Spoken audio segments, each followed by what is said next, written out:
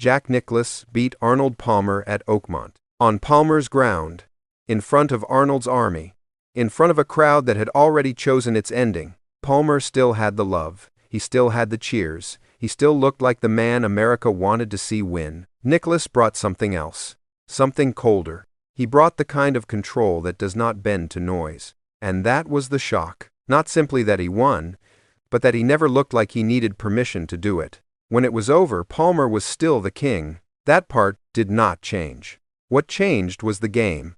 Because after Oakmont, American golf had seen the future, and for one long moment the whole place went silent. Then, to understand why that silence felt so strange, you have to understand who Arnold Palmer was to America before Jack Nicklaus ever stood in front of him. Palmer was not simply a great golfer, he was something more familiar than that. He felt close to people, he felt reachable. The game still carried an old stiffness in those years, but Palmer moved through it with life. He gave golf a pulse that ordinary people could follow. That was part of his power. He did not belong only to country clubs and quiet rooms. He belonged on television. He belonged in living rooms. He belonged in the imagination of people who wanted sports to feel personal. When he walked a fairway, the day seemed to move with him. The galleries leaned in, the mood changed, the game felt less distant. And that is why Oakmont mattered so much. This was not just another tournament site. This was Western Pennsylvania.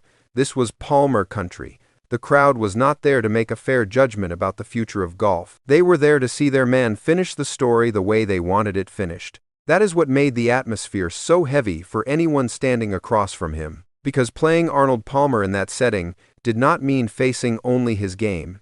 It meant facing the feeling around him, the noise, the loyalty, the belief, the pressure of knowing that almost every emotional current on the course was moving in his direction. And Palmer carried all of that naturally. He did not force it. He did not need to ask for it. The love around him seemed to rise on its own. That was the rare quality he had. People did not just admire him, they attached themselves to him. They wanted to move with him. They wanted to feel the round through him. That is why Arnold's army became more than a nickname.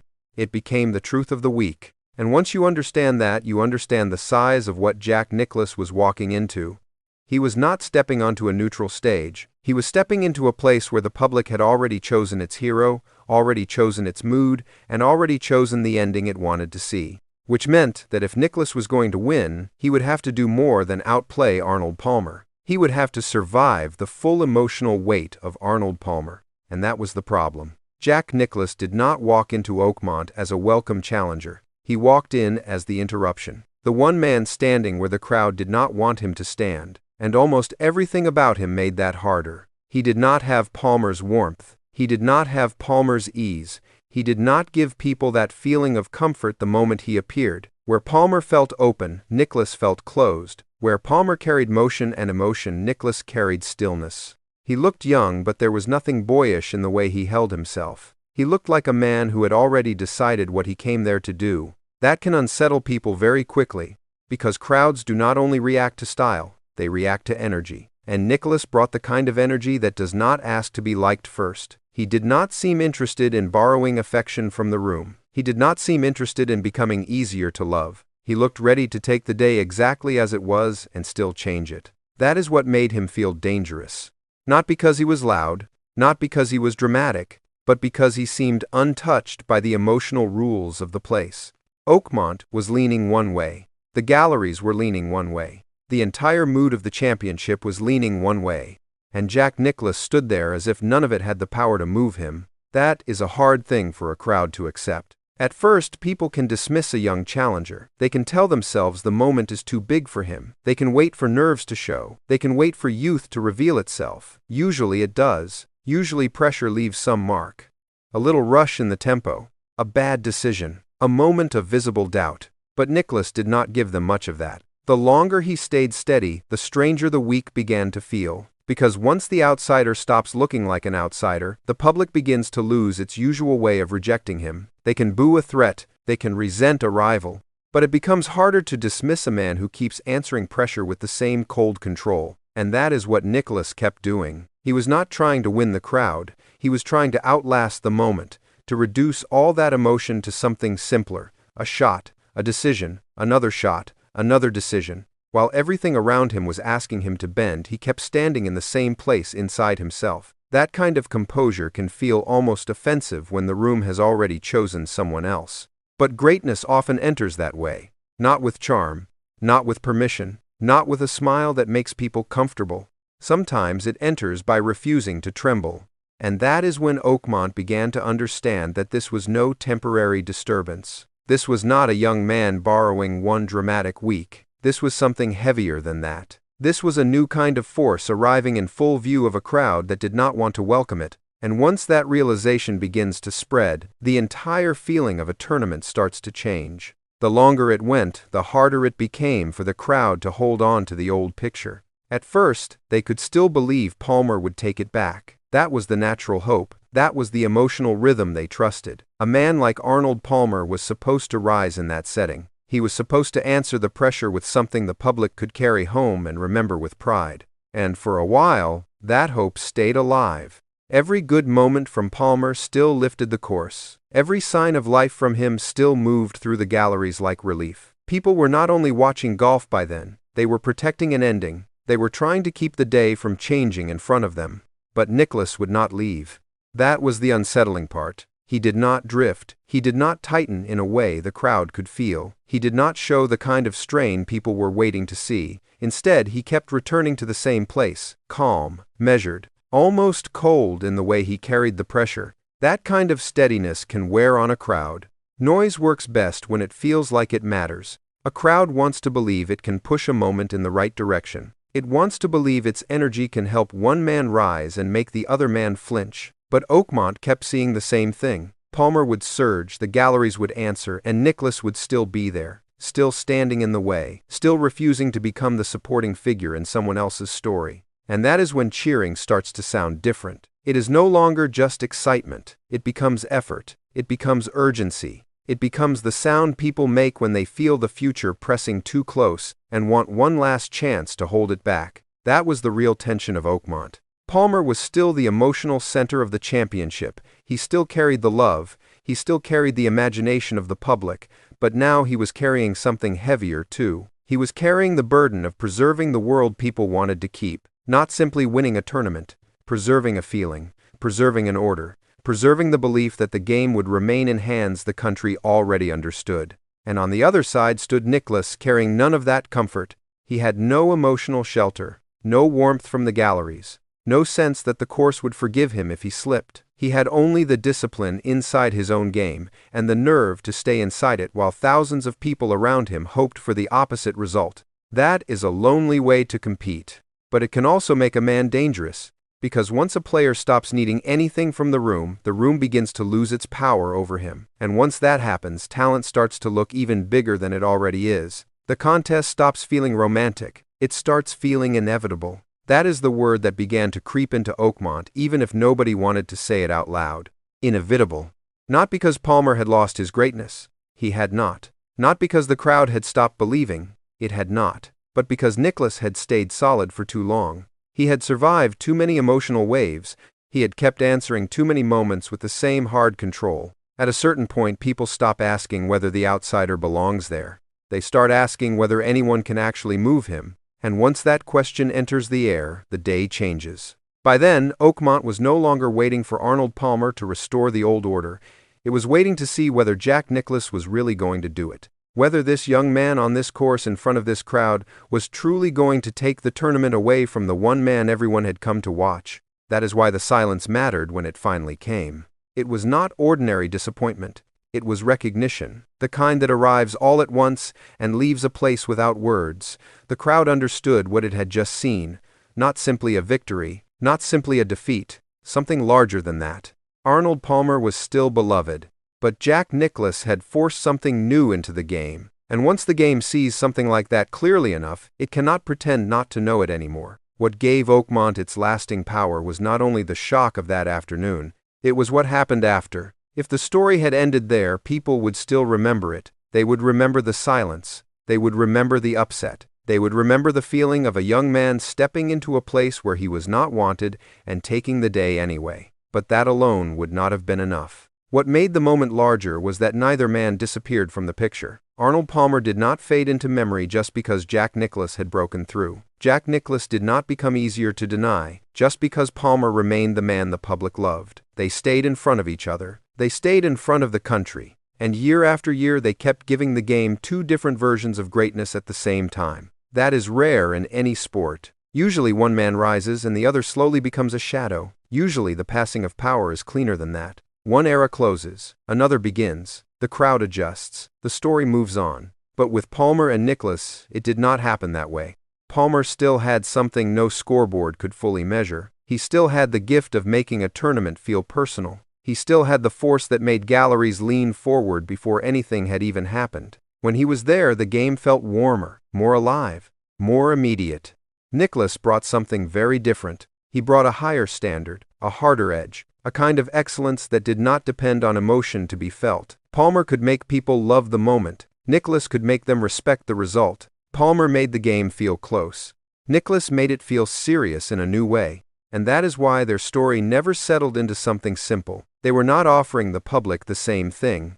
They were not trying to occupy the same emotional place. One drew people inward, the other forced them upward. One carried the pulse of the sport, the other kept redefining its ceiling. Together they changed the shape of golf in America. That change did not happen in one clean sentence. It happened slowly, across tournaments, across seasons, across years in which the public kept seeing the same contrast again and again. Palmer still able to command feeling.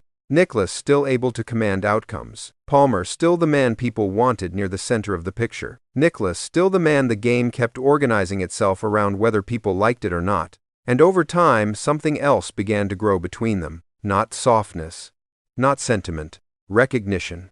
That is the word that matters most. Because real rivalries do not become meaningful just because two men oppose each other. They become meaningful when each man forces the other into a clearer form. Palmer gave Nicklaus a stage heavy enough to prove himself on. Not a quiet road, not an empty field. A real stage crowded with expectation and emotion. The kind of stage where a man either breaks or becomes impossible to ignore. Nicklaus did not break. And Nicklaus gave Palmer something equally important. He gave Palmer resistance that could not be charmed away. He brought a level of discipline and certainty that asked harder questions of the game and of anyone trying to rule it. He would not let the public story stay comfortable. He would not let affection settle the argument by itself. That is how strong men earn each other. Not through kindness first, through truth, through repeated collision with something real on the other side. Palmer knew what kind of nerve lived inside Nicklaus. Nicklaus knew what kind of force Palmer had over people. Those were not minor observations. They were the deepest facts of the rivalry. One man could hold a crowd, the other could outlast it. One could turn the air warm, the other could turn the result final. And when those two kinds of power remain in view together, the sport itself becomes richer. That is exactly what happened. Palmer kept giving golf its emotional pull. Nicklaus kept giving it a colder and more permanent shape. Palmer kept reminding people why they cared. Nicklaus kept reminding them what greatness looked like when stripped of everything except performance. One brought romance.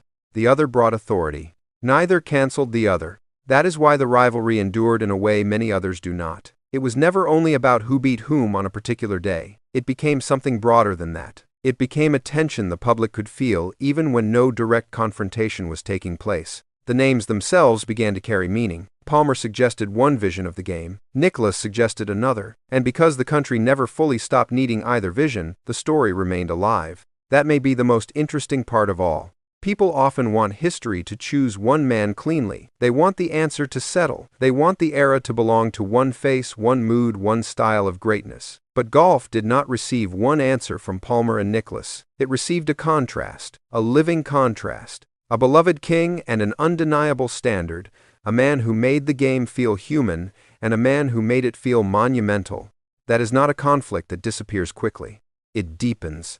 And as the years passed, even the bitterness of Oakmont began to look different. Not smaller, not less real, just clearer, because with enough time, strong rivals begin to understand what the heat of the moment could not let them fully see. They see that the struggle was never just personal. It was structural. It was historical. It was the game itself, moving from one emotional shape into another. Palmer stood at the center of one shape. Nicklaus stood at the center of the next. For a while both shapes remained visible at once, and that overlap created some of the most charged years golf has ever known. That is why people still return to this story, not simply because Oakmont was dramatic, and not simply because both men became legends. They return because something larger was happening through them. The game was learning to hold love and authority at the same time. Warmth and inevitability, applause and measurement, memory and standard. Palmer and Nicklaus gave golf that tension. And once a sport has lived through a tension like that, it is never quite the same again. And that is why Oakmont still feels larger than a single result. It was not just the day Arnold Palmer lost on home ground. It was the day American golf had to make room for a second truth. Palmer remained the man people loved. That never disappeared. He still carried the warmth.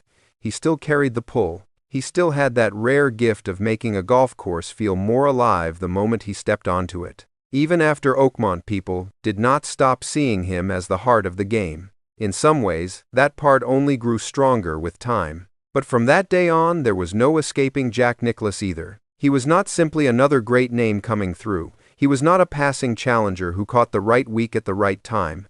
He had revealed something harder than that, something colder, something permanent. He had shown the game a form of greatness that did not need the room to love it before it could take hold. And once people see that clearly enough, they cannot unsee it. That is what the silence at Oakmont really meant. It was not empty. It was full of recognition. The crowd understood, even if it did not want to say it. The game was changing in front of them, not because Palmer had become less important, but because Nicklaus had become impossible to dismiss. One man still carried the feeling of the game people had fallen in love with. The other was beginning to carry the standard the game would measure itself against for years to come. That is why this story still holds. Because it is not a simple story about one man replacing another. It is a story about a sport being forced to live with two powerful truths at once. The man who made people care, and the man who made them rethink what greatness really looked like. The king and the bear. Warmth and control. Belonging and inevitability. Emotion and command. Golf needed both of them. It needed Palmer to open the heart of the game. It needed Nicklaus to harden its standard. It needed one man to make the public feel close to the sport, and another to make the sport look larger than it had before. One invited the crowd in. The other made history stand still long enough to be counted differently. That is not a small legacy. That is the shape of an era. And when people go back to Oakmont now, what stays with them is not only the upset, it is the feeling of a line being crossed, the feeling of a public favorite still standing in full dignity while somewhere beside him, a new center of gravity had already begun to form. Palmer did not stop being the king. Nicklaus did not need to become the king. He became something else. He became the standard. And maybe that is the clearest way to understand what those years gave golf. Not a neat handoff, not a clean ending, something rarer than that, a tension that stayed alive, a rivalry that matured into structure. Two men who revealed different parts of the game so completely that history could never tell the story of one without the other. That is why Arnold Palmer still matters. That is why Jack Nicklaus still matters. And that is why Oakmont still matters. Because in one long, uneasy silence, American golf heard the old order remain beloved, while the new one arrived for good.